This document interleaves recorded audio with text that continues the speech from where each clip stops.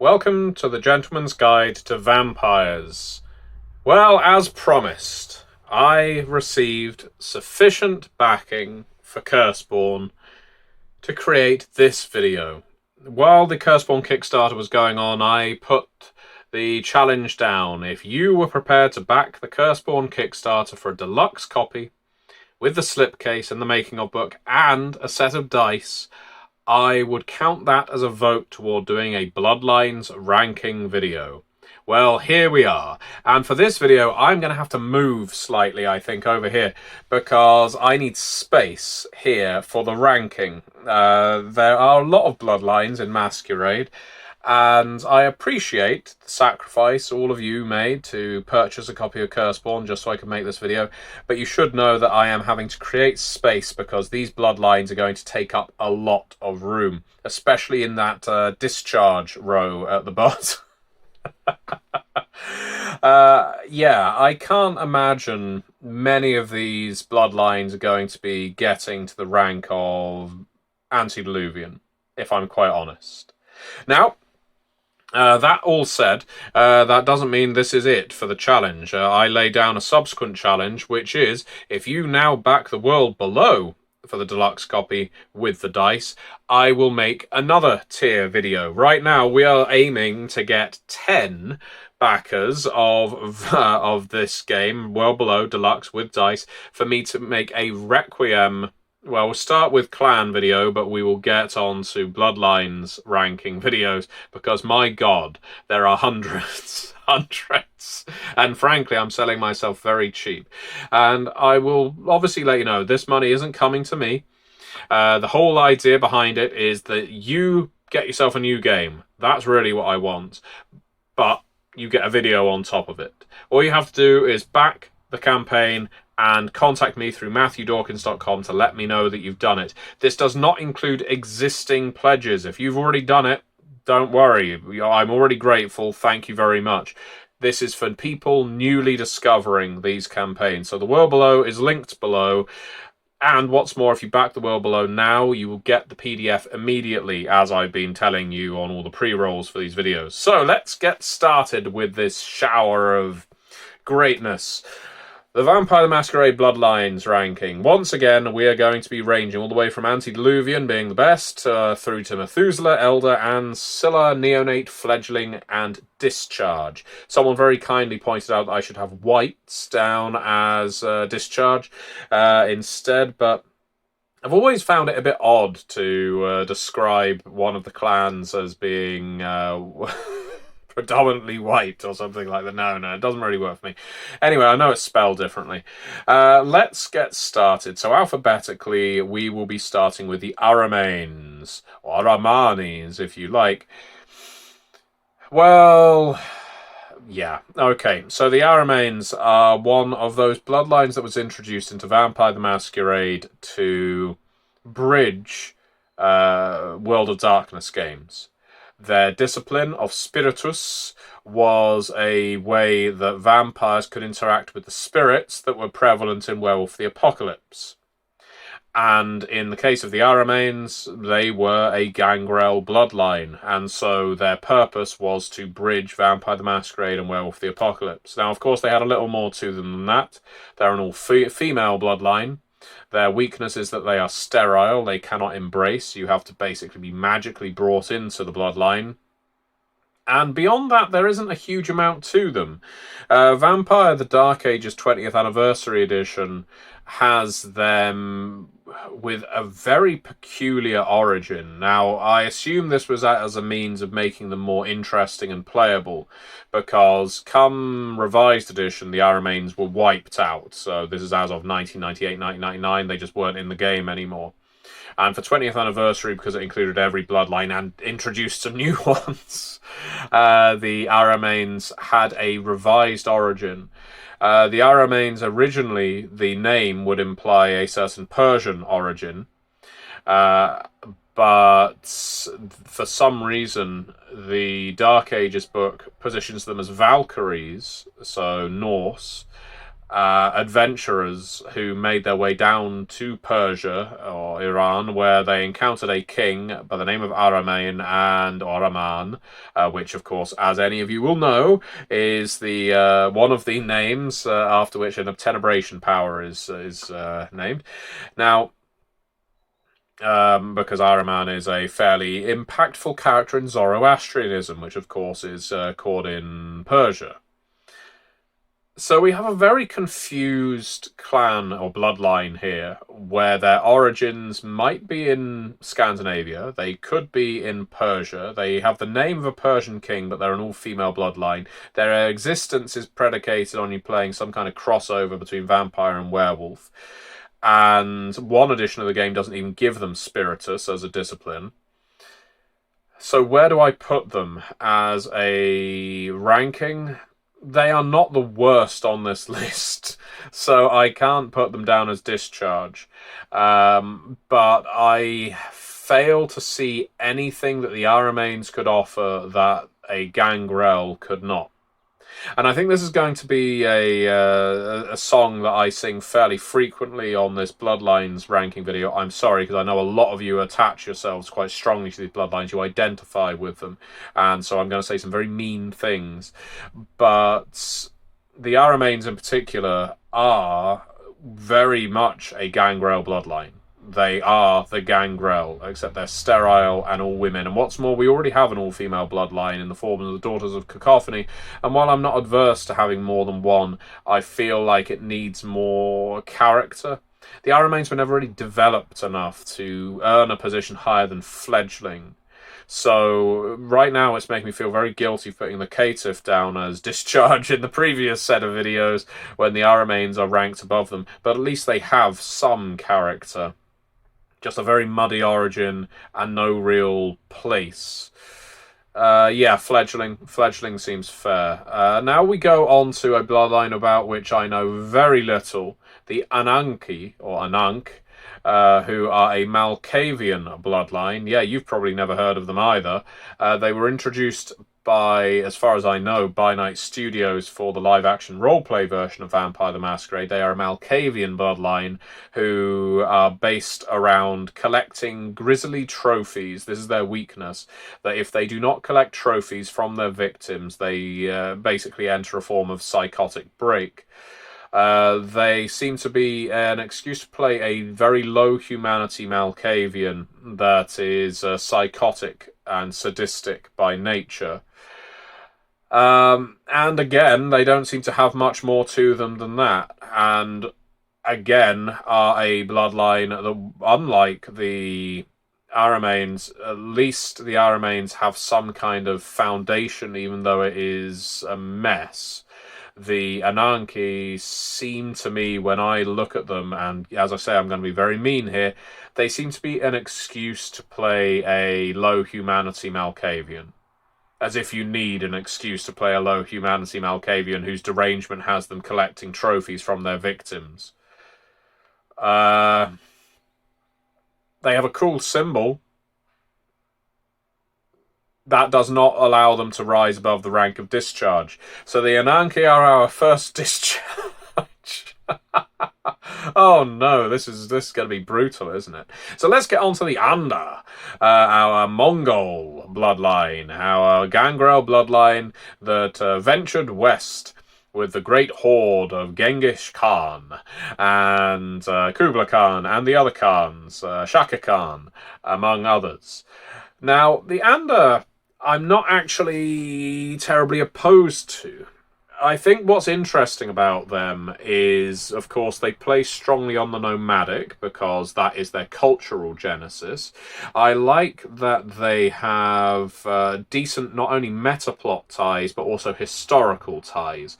If I put them in contrast to the Ahrimanes are quite literally, geographically all over the place for no real reason, other than the fact that it is a female warrior tribe in the form of being Valkyries, who have to justify having the name Ahrimanes, so they venture down to Persia, which seems, I'm sure there were some Varangians who made their way down to Persia as part of the Crusades and such. But I think the idea of many Valkyries making that journey, oh yes, yes, I know, it's the world of darkness, you can go anywhere you like. Sorlot was trekking across Asia back before it was fashionable. But then you have the Ander, who are firmly rooted in a culture and not in what I consider an offensive way. I mean, it's not for me to say, I'm not Mongolian. But they seem to hold the traditions, the history of the Mongols quite highly. I like the idea of a bloodline, not a clan. This is where it differs from the Ravnos, having the compulsion to be nomadic. It is almost the inversion of the Zimishi, with the needing to stay at home or stay surrounded by your home soil. And I enjoy the fact that they more easily take on bestial features when they frenzy than other gangrel. In fact, I wish the gangrel did that, although, to be fair, you would just end up making a sort of Nosferatu gangrel half-breed. But I'm not really against the Ander. I mean, I think you would struggle to put them in a modern era game, but only in the sense of their cultural baggage, I think. In terms of the weakness, in terms of the flavour, you could have them as marauding biker gangs style gangrel. And again, I could argue that any gangrel could do that. You don't have to be an Ander to do that. But I think that there's not much about the Ander that offends me. So keeping in mind that a lot of these bloodlines do offend me, and I'm a fan of bloodlines, some of them, yes, it's going to be damn rich when I say that one bloodline is antediluvian and therefore higher than the actual gangrel. So let's consider these rankings separate from the clan rankings, okay? This is a tier lower than the clans in general, maybe barring a couple of exceptions. But the Ander, I think I will put as firm and Scylla. Neither offensive, well, they're not offensive, and I can see the appeal. All descendants of Dobrul the Brave, of course. They never rest in one place. Then we get onto the Angelous Atir, or Atir, Angelous Atir if you prefer, or the Azaniali, Azaniali. Yes, I know. So when these words get invented, sometimes it would help to know how to pronounce them. These are a La Sombra or a Barley bloodline. Yes, I know, a bloodline of a bloodline. But yes, let's call them a La Sombra bloodline, because they do have the obtenebration fix. They are also... they're a nice mirror image to the La Sombra fixation on religion as a means of control, because the Angelous Atir believe firmly that they are serving Satan. They believe in dominating people through worship of the adversary, through Lucifer. They are not trying to kid you into thinking that they are here for your salvation. They're not here to benefit you. I guess they might try and corrupt you, followers of Set style. But ultimately, they're instruments of the infernal. They are not a bloodline that has received a great deal of coverage, I will grant you that. They have a nice name. I think people like the name and like the word Angelous to appear in a bloodline name. But I think the greatest weakness, much like the Barley themselves, is they are probably best suited to being storyteller characters. I don't necessarily actually see that as a weakness. I think sometimes it's a good thing to have a bloodline or a clan that you can easily identify as antagonistic. I'm sure there are plenty of interesting characters who aren't just, I'm a good and holy, virtuous Angelous Atir that's fighting against blah, blah, blah, blah, blah. But at the same time, they are the Barley with obtenebration.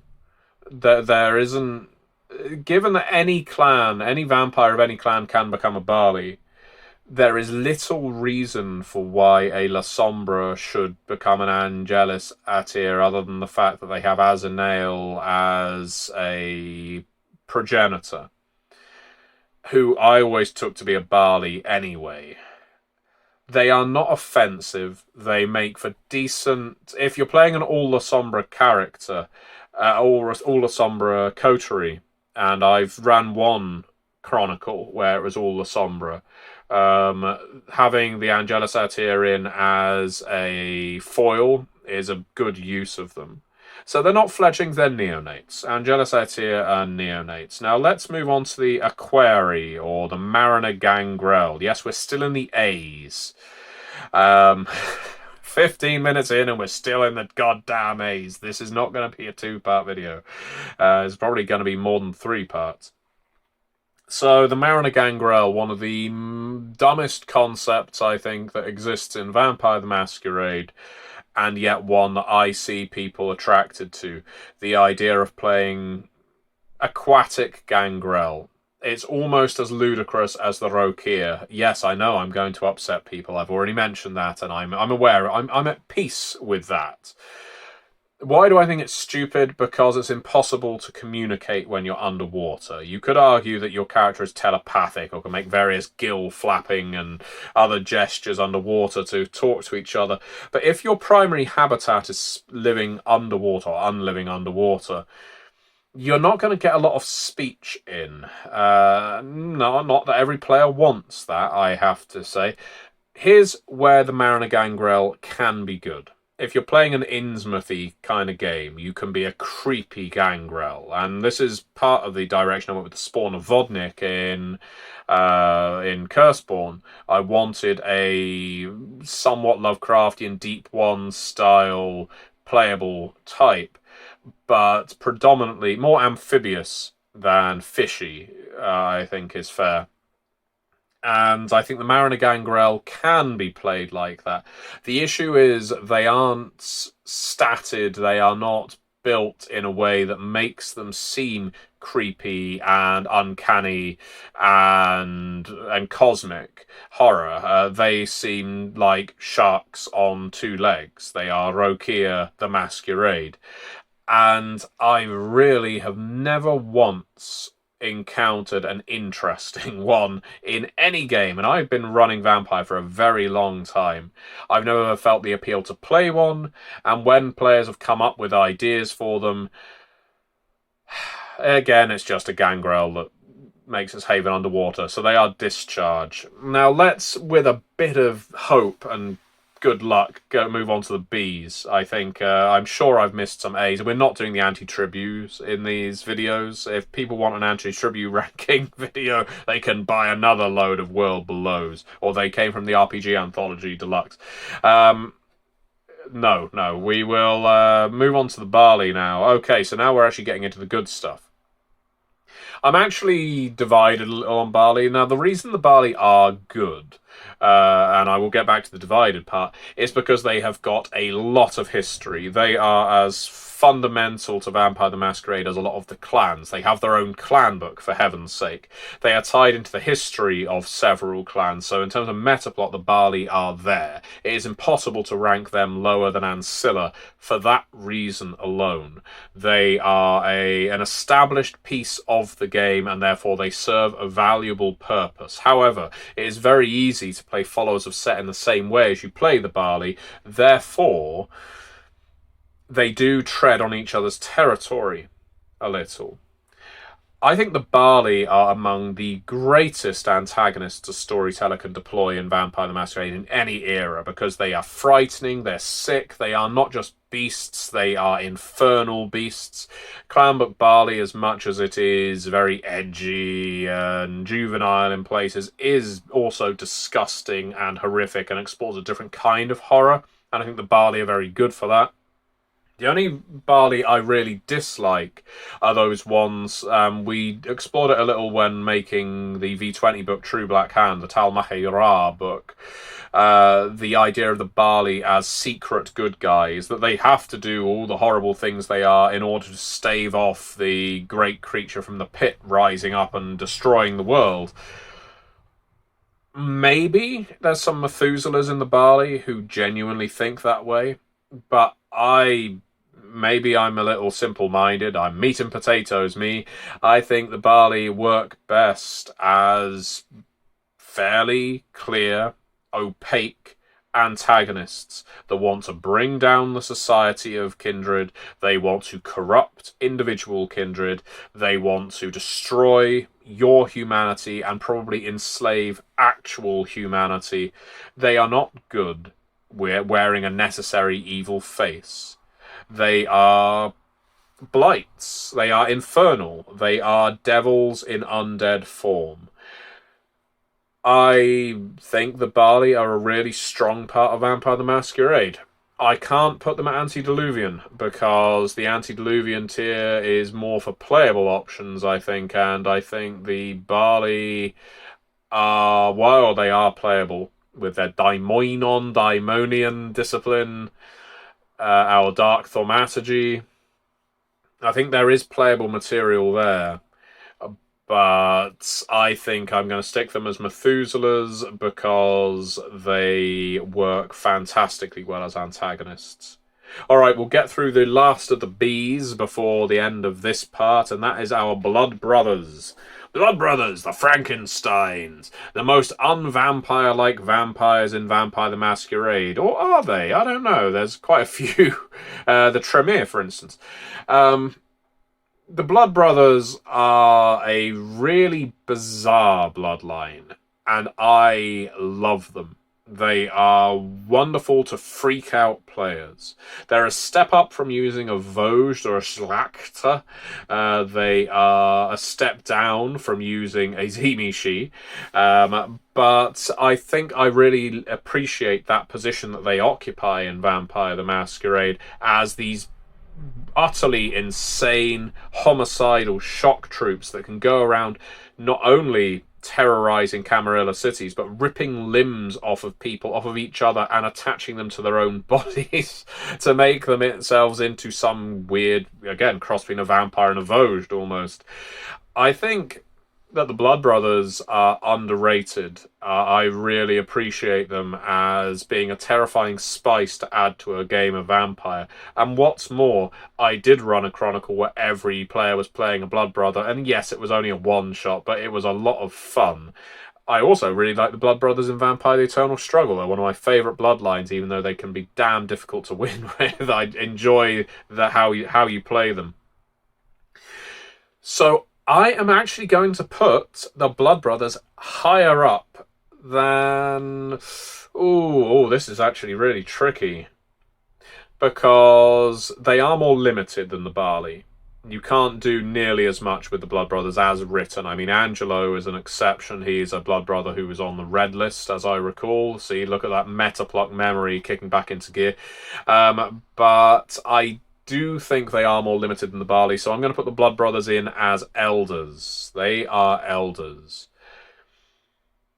Oh, we'll do one more. We'll go on to the Children of Osiris because I've started getting really nice about these bloodlines, and now I need to get onto a bloodline that I don't really care for in the slightest. I think the point of the Children of Osiris, the idea of not only giving a, much like the Ahrimanes, this is your vampire to mummy jump. Ahrimanes, vampire to werewolf. This one, vampire to mummy. Kiashid is vampire to changeling, and so forth. We have, in the form of Children of Osiris, yes, our mummy vampires who are also linked to the followers of Set. Now, I think the whole idea behind the Children of Osiris being a bloodline that is trying to, I guess, pursue a form of ascendancy, discover their own humanity. Ultimately, they do find it, they discover it, and by Revised Edition, all the surviving Children of Osiris, who are vampires from other clans who basically join a cult. The Children of Osiris is more of a sect, like the Inconnu, than a bloodline, purely. They're not embracing new Children of Osiris, you have to join them. So in a way, they're a mirror image to the Barley, in a way, because while the Barley are trying to drag us all down to hell, the Children of Osiris are going to take us to our worthy underworld. There's a part of them that I like. I like the redemptive angle. but I do feel Salubri do it better. And I'm not sure that you need two bloodlines or clans doing that. I think their only strong point, the only thing that's not going to make me rank them as discharge, I think I'll put them. I'm actually going to be generous enough to put them in as neonates. And the reason I'm going to say neonates is because the followers of Set are